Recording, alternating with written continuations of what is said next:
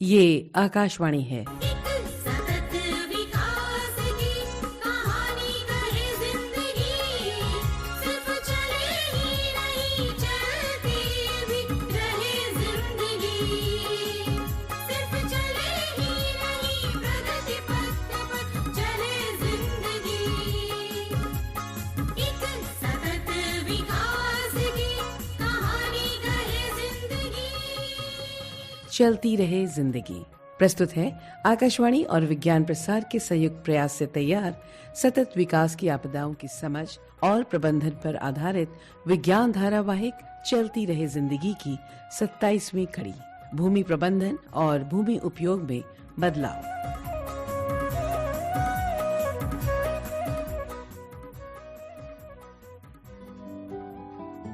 मानव उपयोग के लिए प्राकृतिक परिदृश्य को बदलने या मानव स्वामित्व वाली भूमि पर प्रबंधन प्रथाओं को बदलने वाली जमीन उपयोग की गतिविधियों ने भूमि की सतह का एक बड़ा हिस्सा बदल दिया है।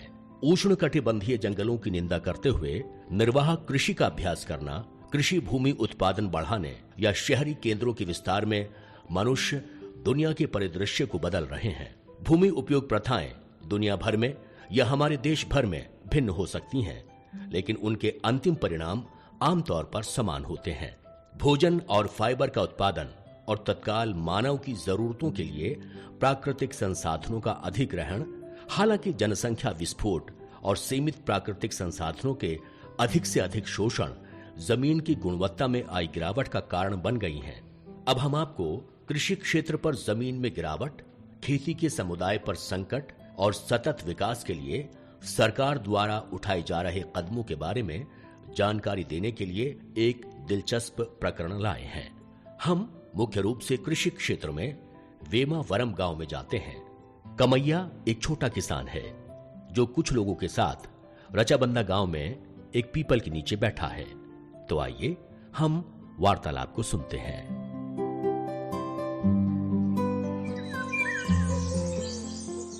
राम राम कमैया भाई। राम राम शिवाजी, आओ आओ। अरे बहुत दिन हो गए मिले हुए। वैसे तो तुम हर हफ्ते शनिवार को शहर का चक्कर लगाते हो, अब तुम रचाबंदा में हो तो भी परेशान दिख रहे हो। हाँ शिवाजी, तुम तो मेरे बहुत अच्छे मित्र हो, इसीलिए समझ जाते हो। सही कहा तुमने, मैं खुश नहीं हूँ। अरे तुम तो जानते हो कि मैं धान की खेती करता आया हूँ। पहले तो मेरी 5 एकड़ की ज़मीन पर खेती करते हुए मुझे हर एकड़ से करीब 40 बोरे की फसल होती थी। पिछले 2 वर्षों से सिर्फ 20 बोरी फसल होती है। बहुत नुकसान हुआ है मुझे इससे। मैं बहुत कर्ज में डूब गया हूँ। इसके बाद मैंने राबी की फसल में निवेश किया और अब मैं उपज को लेकर बहुत चिंतित हूँ। मैं यहाँ अपनी बहन से मिलने आया था। मेरे जीजाजी भी इसी समस्या से जूझ रहे हैं। आखिर ऐसा क्या हुआ है कमैया? समझ में नहीं आ रहा कि आखिर ये हो क्या रहा है। मैंने तो पहले के मुकाबले ज्यादा उर्वरक और कीटनाशक का इस्तेमाल किया। मुझे लगता है कि बीज अच्छे नहीं हैं। नहीं शिवाजी, मैंने तो उत्तम गुणवत्ता वाले बीज बोए थे, लेकिन फिर भी हर साल फसल कम होती जा रही है। तो समस्या मिट्टी के साथ होगी। तुम्हारे दोस्तों को भी इसी समस्या से जूझना पड़ रहा है। तुम लोग एक साथ बैठकर किसी कृषि विशेषज्ञ की सलाह लो ना। हाँ शिवाजी, सुझाव तो अच्छा है। खैर, अब अपने बारे में भी बताओ ना। तुम्हारे गांव में तुम भी तो खेती ही करते हो, तुम्हें कोई समस्या नहीं है?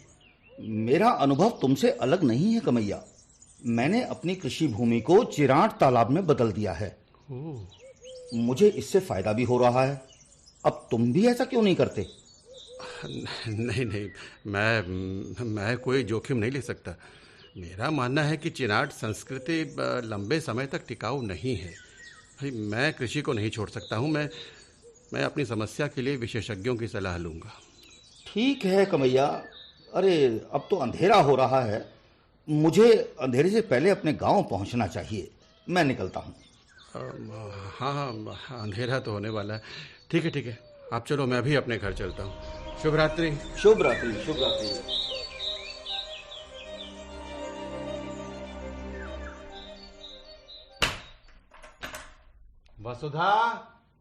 वसुधा, क्या कर रही हो? अरे इतनी तेज मत बोलो, मैं किचन में हूँ। तुम्हारे लिए कॉफी लेकर आती हूँ, इंतजार करो। जब देखो यही बोलती है कि मैं तेज बोल रहा हूँ। आज रविवार है, सुबह के 8 बज चुके हैं। पृथ्वी और भारती कहाँ हैं? अभी तक सोकर उठे नहीं क्या? दोनों 1 घंटा पहले ही उठ गए थे। बस आप ही देर करते हैं। पृथ्वी अखबार पढ़ रहा है और भारती भैंसों को चारा खिला रही है। छुट्टी वाले दिन वो मेरी बहुत मदद करती है। मैं उन्हें कॉफी के लिए बुला लेती हूँ। पृथ्वी।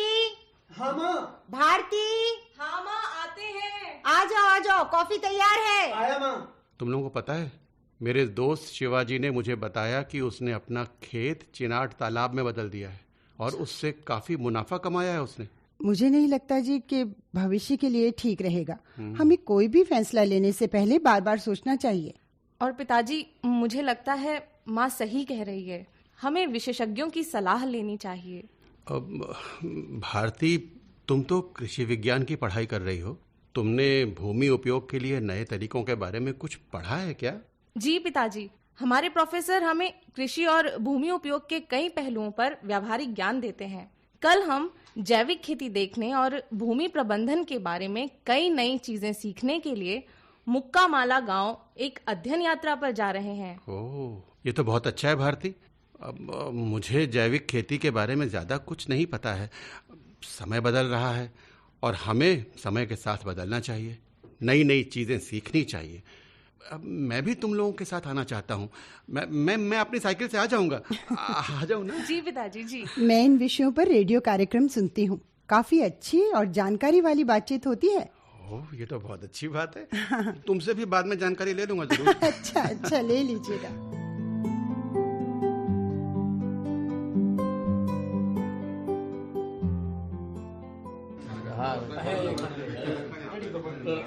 अच्छा छात्रों, देखिए भाई, आप लोगों ने खाना खा लिया क्या? जी। ठीक है, तो सूर्या जी जी, हमने खाना खा लिया है। चलिए अब खेतों की तरफ चलते हैं। आप सब मेरे पीछे पीछे आइए।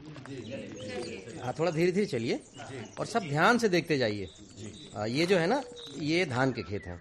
मैंने इसमें सोना मसूरी बोया है और ये फसल कटाई के लिए बिल्कुल तैयार है। सर, जैविक खेती हमारी कृषि प्रथाओं से अलग क्यों है?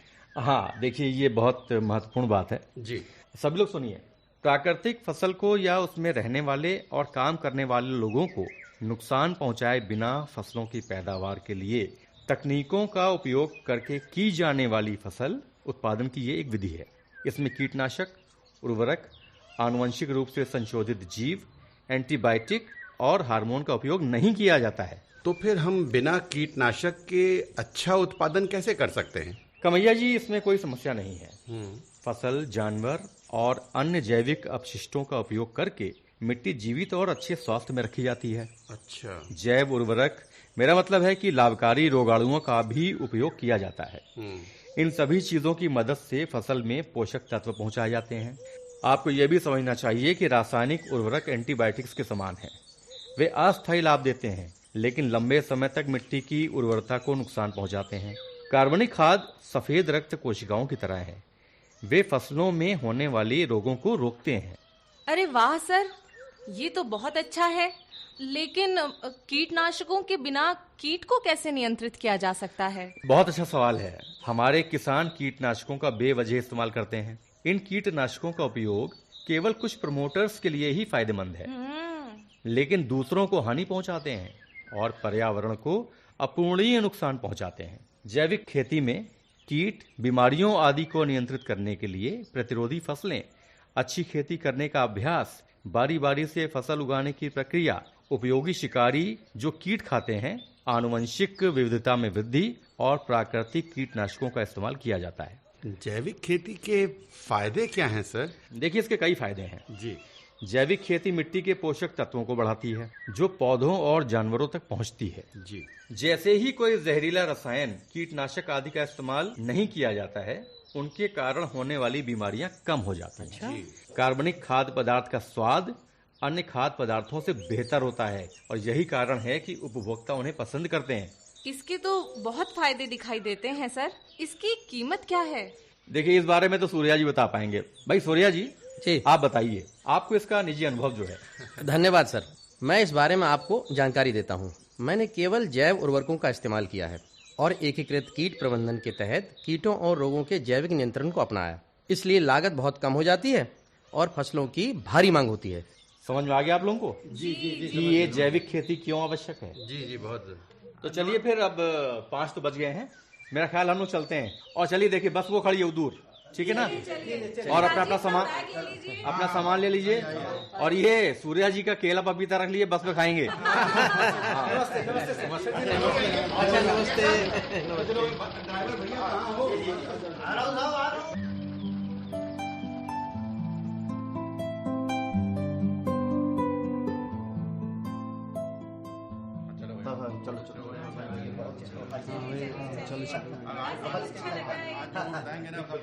अरे नमस्ते शिवाजी। नमस्ते सूर्या भैया। अरे पहले से ही हमारे कई दोस्त आ चुके हैं। तालुका कार्यालय के पास कारों को देखकर तो मुझे लगता है कि तहसीलदार और वैज्ञानिक भी आ गए हैं। देखो चलो चलो भैया, अपनी जगह घेरना भाई, अपनी जगह तस्वीर भी बहुत अच्छी लगी थी। नमस्कार दोस्तों, मैं हूं आपका तहसीलदार गंगा। आप में से अधिकांश किसान धान की खेती कर रहे हैं और इसमें से कुछ समस्याओं का सामना करना पड़ रहा है। हमने कृषि वैज्ञानिक डॉक्टर भास्कर को आमंत्रित किया है। मिट्टी वैज्ञानिक डॉक्टर हुसैन और कृषि महाविद्यालय के प्रोफेसर हरिता भी यहाँ मौजूद हैं। ये सभी आपको बेहतर फसल के लिए सुझाव देंगे और आपके संदेह दूर करेंगे। कई कृषि मुद्दों पर अच्छी चर्चा होगी और आप सभी को इससे बहुत लाभ होगा।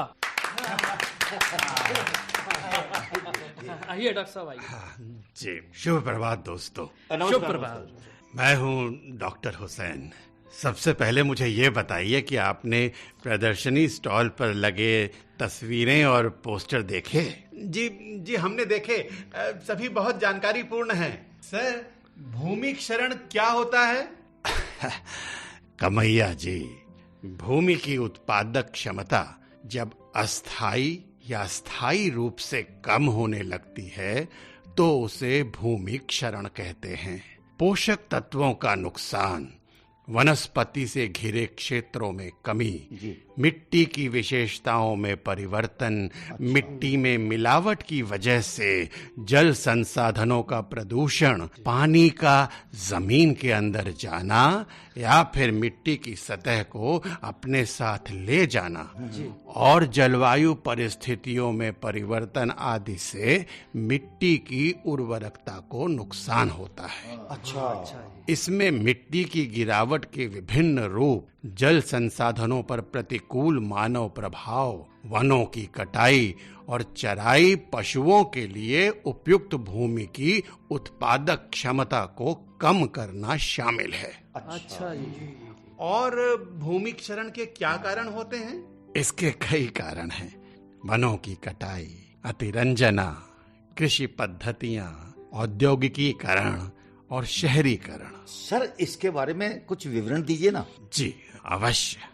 लकड़ी, ईंधन और वन उत्पादों की बढ़ती मांग के कारण वनों की कटाई तेजी से बढ़ रही है। अधिक मात्रा में घास, अन्य हरे पौधे मवेशियों का भोजन बन जाते हैं। इससे वनस्पति के विकास में कमी, अवांछित पौधों की प्रजातियों में बढ़ोतरी और मिट्टी का क्षरण बढ़ जाता है। समझ रहे ना आप लोग? बिल्कुल।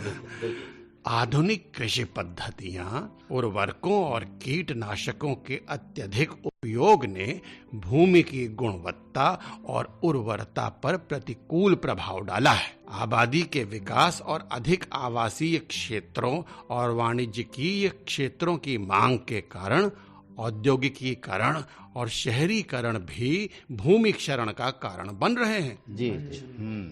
भूमि क्षरण पर रोक लगाने और नियंत्रण के लिए क्या उपाय हैं? इस सवाल का जवाब डॉक्टर भास्कर, जो कि कृषि वैज्ञानिक हैं, वो बेहतर दे सकते हैं। मैं उनको आमंत्रित करता हूं। आइए डॉक्टर भास्कर। धन्यवाद। जी कमैया जी, आपके इस सवाल का जवाब मैं दूंगा। पट्टी खेती, समोच्च खेती, टीले और हल रेखा जैसी जमीन, फसल का चक्रीकरण आदि जैसे कुछ उपाय हैं। सर, मानसून के नहीं आने की वजह से कई बार सूखे के हालात बन जाते हैं। हमें जल संरक्षण के बारे में भी बताइए ना। हाँ, बताइए।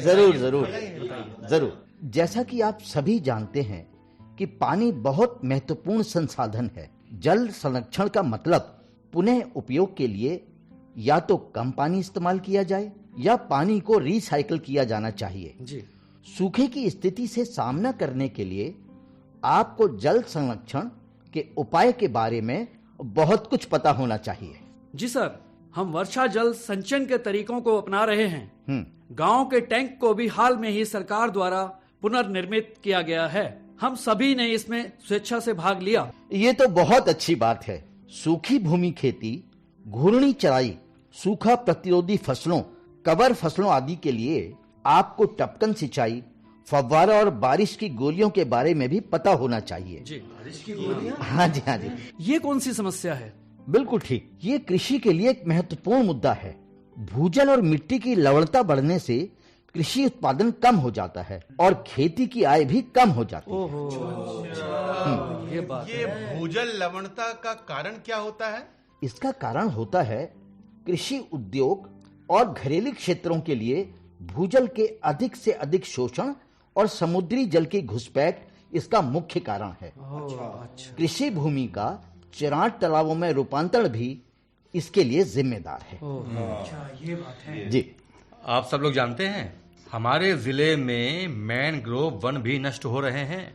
ये बहुत बुरा है कि मैनग्रोव कम हो रहे हैं। लोगों को मैनग्रोव वनों के महत्व को समझना चाहिए। जी। जमीन और समुद्र के बीच मैनग्रोव प्रतिरोधक है। वो तूफान और समुद्र तरंगों के कारण समुद्र तट के क्षरण को रोकते हैं। अच्छा। ये जंगल विभिन्न प्रकार के मछलियों, केकड़े, झींगा और सीप की प्रजातियों का घर है। यहाँ कई औषधीय पौधे भी हैं। इन जंगलों में कुछ प्रजातियां ऐसी हैं जिन्हें काटने के बाद वो फिर से पैदा नहीं होती। अच्छा। जी। मेरा ख्याल है डॉक्टर साहब, जी। हमें लोगों के बीच में मैनग्रोव के बारे में जागरूकता लाना चाहिए। बेशक। हम अपने जिले में मैनग्रोव वन के अध्ययन की व्यवस्था करेंगे और इसमें कुछ किसान भी शामिल हो सकते हैं। है ना? बहुत आप अच्छी लोग बात शामिल हो है। सकते हैं। सर, अभी तक हमने भूमि के उपयोग से संबंधित कुछ मुद्दों पर चर्चा की है। हम जानते हैं कि अधिकांश किसान कृषि में कुछ समस्याओं का सामना कर रहे हैं। यदि आपके पास कोई प्रश्न है तो हमारे वैज्ञानिक इसका उत्तर जरूर देंगे। हमारे पास है प्रश्न। बिल्कुल है जी, बिल्कुल है। पूछे कमैया जी, आप पूछिए। सर, मेरे पास 5 एकड़ जमीन है और धान की खेती है। मैं पहले की तुलना में सर्वोत्तम गुणवत्ता वाले बीज और अधिक उर्वरक और कीटनाशक का उपयोग कर रहा हूँ, लेकिन मेरी जमीन पहले की तरह ज्यादा उपज नहीं दे रही है। मैंने बहुत नुकसान उठाया और कर्ज में डूबा हुआ हूँ। हमारे कई किसान भी हमारे गांव में इसी तरह की समस्या का सामना कर रहे हैं। मैं आपकी समस्या को समझता हूँ कमैया जी। आपकी भूमि ने अपनी प्रजनन क्षमता खो दी है। इसका कारण क्या है सर? हाँ, बताइए।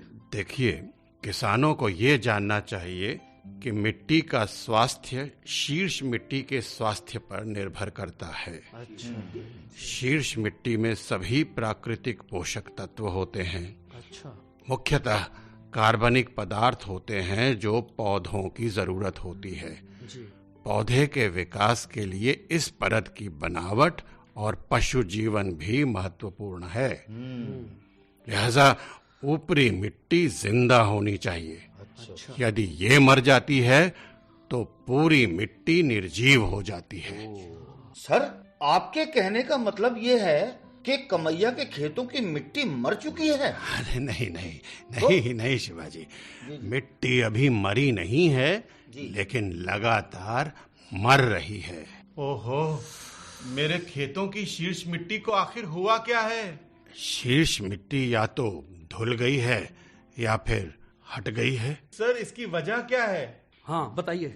इसका एक कारण स्प्लैश इरोजन है। जब बारिश मिट्टी पर सीधे गिरती है तो बारिश मिट्टी को बारीक कणों में तोड़ देती है। अच्छा। बारिश का पानी मैदान की शीर्ष मिट्टी के कणों को दूर ले जाता है।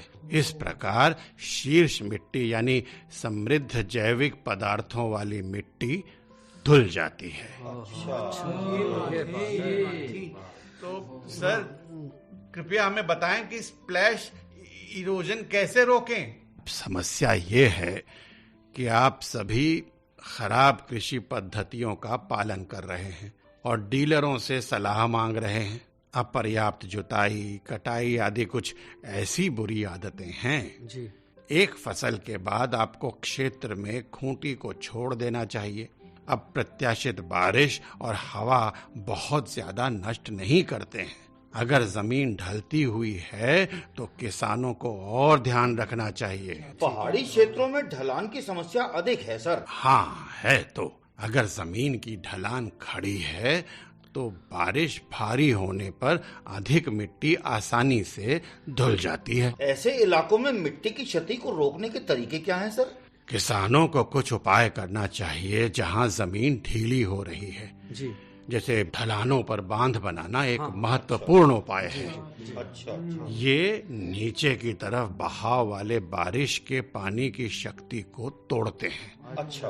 और इससे मिट्टी को धोया जा रहा है। अब एक और उपाय है कि खेतों के बीच छोटी धाराओं पर चेक बांध का निर्माण किया जाए। सर एक बात और पूछनी थी। हाँ पूछिए। बांधों को पानी के बल से भी धोया जा सकता है? बांधों पर वृक्षों या पौधे लगाने से बांधों को टूटने से रोका जा सकता है। जी। बांध कार्बनिक पदार्थ, बीज आदि, साथ ही मिट्टी और पानी को भी बांध कर रखेगा। आपका मतलब है कि मेरे क्षेत्र की मिट्टी ने अपनी उर्वरता खो दी है। कृपया उर्वरता में सुधार के लिए कुछ उपाय सुझाएं। कुछ पहलुओं में हमारे पूर्वजों द्वारा अपनाए गए उपाय अच्छे हैं। हमें उन्हें याद करना चाहिए और उनका पालन करना चाहिए ताकि हमारे खेत की भूमि से मिट्टी की क्षति रोकी जाए। जी सर। इसके बारे में मुझे लगता है प्रोफेसर हरिता आपको अच्छा बता पाएंगे। आइए हरिता जी। जी डॉक्टर हुसैन। हाँ देखिए, हमारे पूर्वजों के पास शीर्ष मिट्टी को धुलने से बचाने के कई तरीके थे। इसमें मिश्रित फसल एक ऐसा उपाय है। गेहूं और सरसों, अरहर और अखरोट, मक्का और लोबिया, इन जैसी फसलों को मिश्रित करके उगाने से काफी फायदा होता है। ये उपाय कैसे कारगर होंगे? मैं बताता हूँ। देखिए, मिश्रित फसल में एक फसल के बाद दूसरी फसल उगाकर या मिट्टी को ढक कर रखा जाता है जिससे कि मिट्टी खुली ना रहे। जी।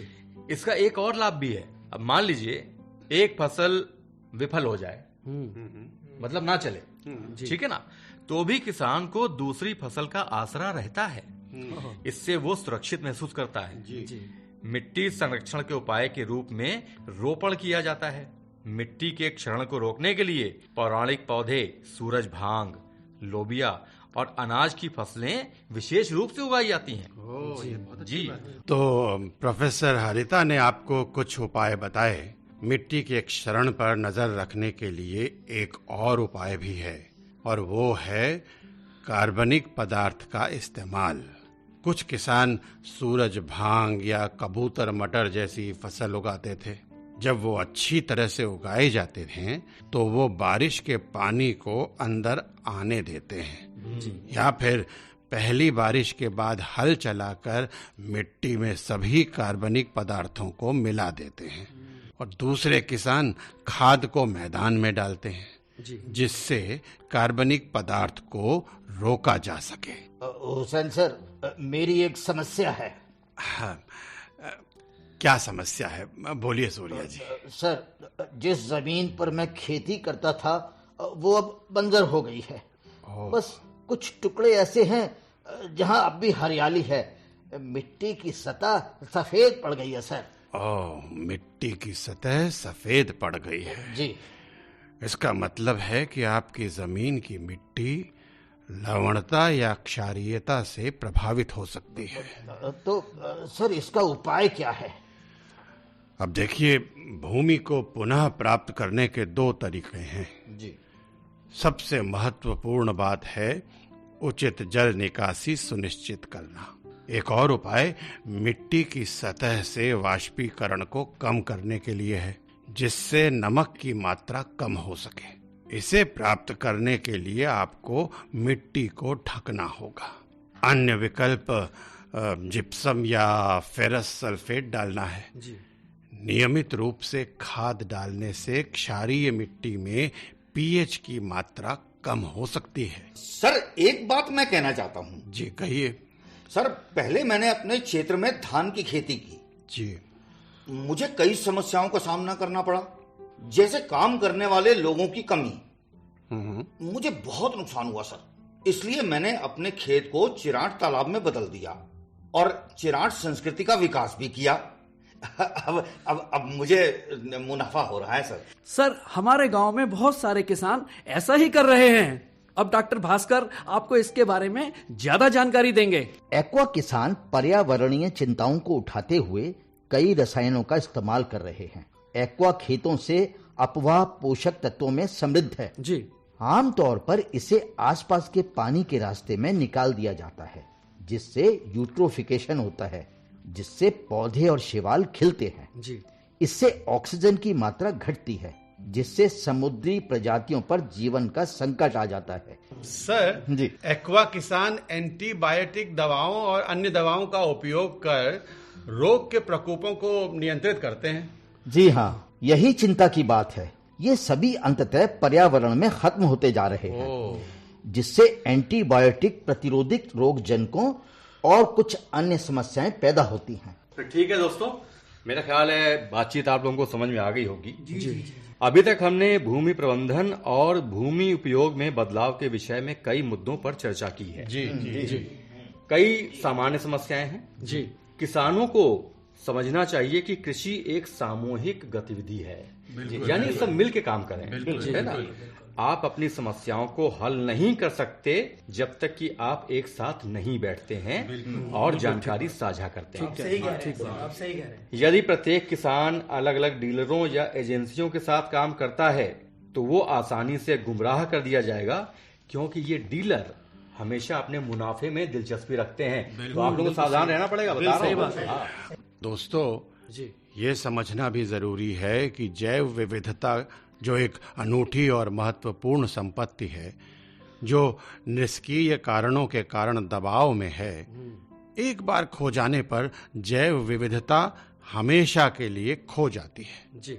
कृषि, मत्स्य पालन, वानिकी, पर्यटन और खनन जैसे उत्पादन क्षेत्रों से संबंधित रणनीतियों के साथ जैव विविधता के संरक्षण और स्थायी उपयोग से संबंधित कार्यों को एकीकृत करना बहुत आवश्यक है। और विकासशील योजनाओं में जैव विविधता एकीकरण टिकाऊ विकास के लिए आवश्यक है। और आप सब लोग ये समझ लें कि सरकार उस दिशा में बहुत सारे कदम उठा रही। बहुत अच्छा लगा आपसे मिलकर, बहुत अच्छा लगा। चलती रहे जिंदगी। अभी आप आकाशवाणी और विज्ञान प्रसार के संयुक्त प्रयास से तैयार प्राकृतिक आपदाओं की समझ और प्रबंधन पर आधारित विज्ञान धारावाहिक चलती रहे जिंदगी की 27वीं कड़ी सुन रहे थे। भूमि प्रबंधन और भूमि उपयोग में बदलाव। समन्वय था दिलीप झा, डॉक्टर चंदन मोहन और डॉक्टर बीके त्यागी। आलेख डॉक्टर ER सुब्रमण्यम। हिंदी अनुवाद नेहा त्रिपाठी। निर्देशन काजल सूरी और प्रस्तुति सहायक नेहा टाक। कार्यक्रम में भाग लेने वाले कलाकारों के नाम इस प्रकार हैं: योगेंद्र टीकू, अनु शर्मा, संजीव अग्निहोत्री, राजीव सक्सेना, साबिर हुसैन, सलीम खान, जगदीश दुआ, आदिल राना, सुनील सक्सेना और अनमोल शर्मा। साथियों, अभी जाइएगा नहीं, अभी समय है आपसे किए जाने वाले सवालों का। हम आपसे 2 प्रश्न पूछेंगे। सही उत्तर भेजने वाले श्रोताओं को लकी ड्रॉ द्वारा निकाले गए परिणामों के आधार पर विज्ञान प्रसार द्वारा आकर्षक पुरस्कार दिए जाएंगे। हमारा आज का पहला प्रश्न है, भूमि क्षरण क्या होता है? और दूसरा प्रश्न है, भूजल लवणता के क्या कारण हैं? हमारा पता नोट करें। विज्ञान धारावाहिक चलती रहे जिंदगी द्वारा केंद्र निदेशक, कमरा नंबर 615, नव प्रसारण भवन, आकाशवाणी, संसद मार्ग, नई दिल्ली 110001। आप अपने उत्तर ईमेल द्वारा भी भेज सकते हैं। हमारी ईमेल आईडी है radio@vigyanprasar.gov.in। श्रोताओं, हमें इंतजार रहेगा आपके पत्रों का। जवाबों के साथ अपना पूरा नाम, पता, आयु, व्यवसाय। यदि विज्ञान क्लब से जुड़े हैं तो कुल सदस्यों की संख्या लिखना न भूलें। हाँ, अगर आपके मन में कोई प्रश्न या जिज्ञासा हो तो वो भी लिख भेजिएगा। धारावाहिक चलती रहे जिंदगी की अगली कड़ी इसी दिन और इसी समय लेकर अगले सप्ताह हम फिर उपस्थित होंगे। नमस्कार, शुभकामनाएं।